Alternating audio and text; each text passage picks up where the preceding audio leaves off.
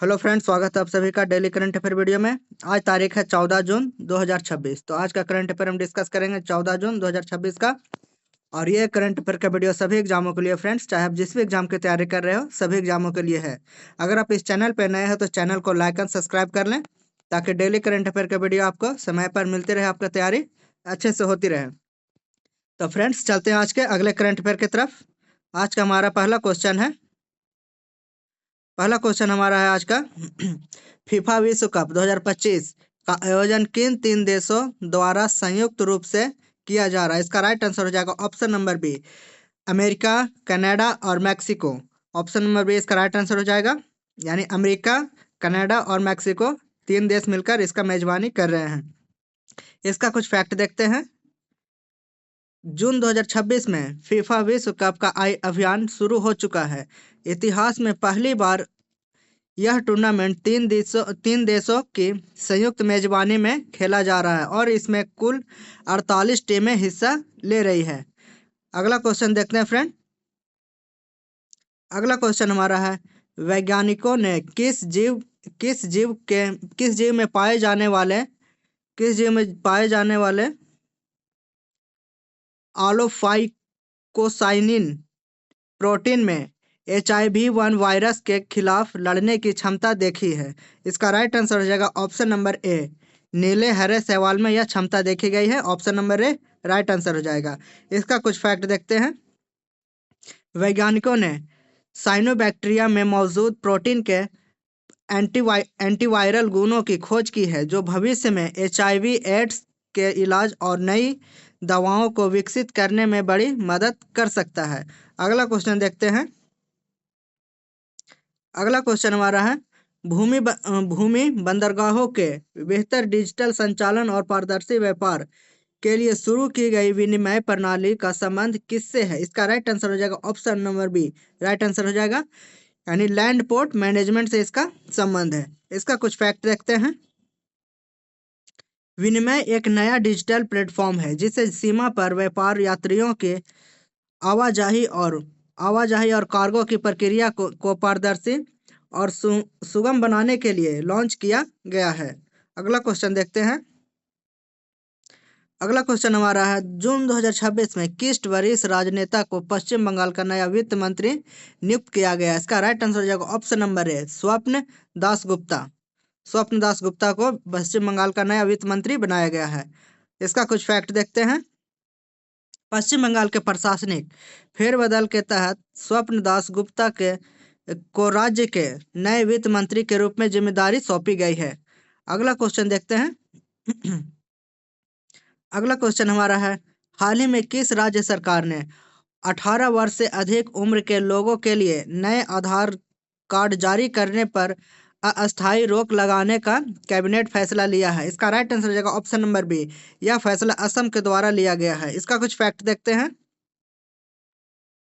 इसका फैक्ट है, असम सरकार ने संदिग्ध नागरिकों और अवैध प्रवासियों की पहचान व सत्यापन प्रक्रिया को और बड़ा करने के उद्देश्य से 18 साल से ऊपर लोगों के लिए आधार कार्ड जारी करने पर नए नियमों के तहत सख्ती बरतने का फैसला लिया है। अगले क्वेश्चन की तरफ चलते हैं। अगला क्वेश्चन हमारा है, वर्ल्ड बैंक की ग्लोबल इकोनॉमिक प्रोस्पेक्टस रिपोर्ट 2026 के अनुसार वित्तीय वर्ष 2026-27 के लिए भारत की GDP ग्रोथ रेट कितने प्रतिशत रहने का अनुमान लगाया गया है? इसका राइट आंसर हो जाएगा ऑप्शन नंबर सी, 6.6% रहने का अनुमान लगाया गया है। इसका कुछ फैक्ट देखते हैं।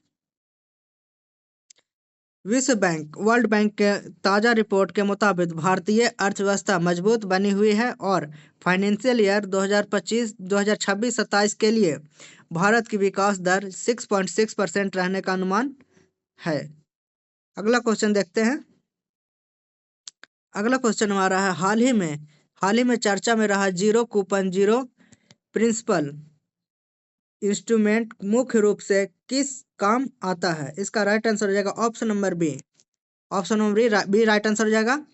सोशल स्टॉक एक्सचेंज के माध्यम से सामाजिक परियोजनाओं के लिए धन जुटाने के लिए इसका उपयोग में लिया जाता है।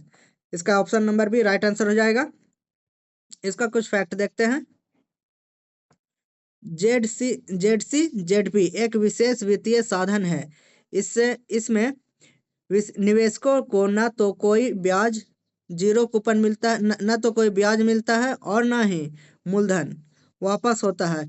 यह विशुद्ध रूप से सोशल सेक्टर की फंडिंग या डोनेशन के लिए उपयोग किया जाता है। जेडपी इसका फुल फॉर्म है जेडपी का।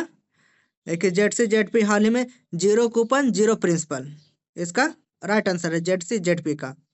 अगला क्वेश्चन की तरफ चलते हैं।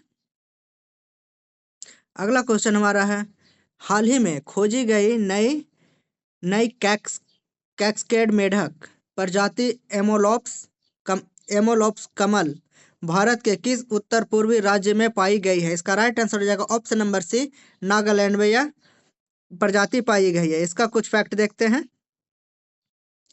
नागालैंड में सदाबहार जंगलों और पहाड़ी झरनों के पास शोधकर्ताओं ने मेंढक की इस नई अनोखी प्रजाति एमोलॉप्स कमल को खोजा है, जो जैव विविधता के लिहाज से एक महत्वपूर्ण खोज है। अगला क्वेश्चन देखते हैं।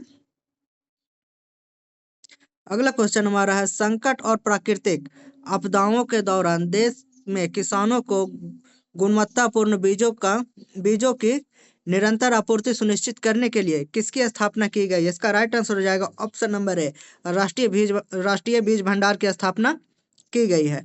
इसका कुछ फैक्ट देखते हैं। राष्ट्रीय बीज भंडार का मुख्य उद्देश्य आपातकालीन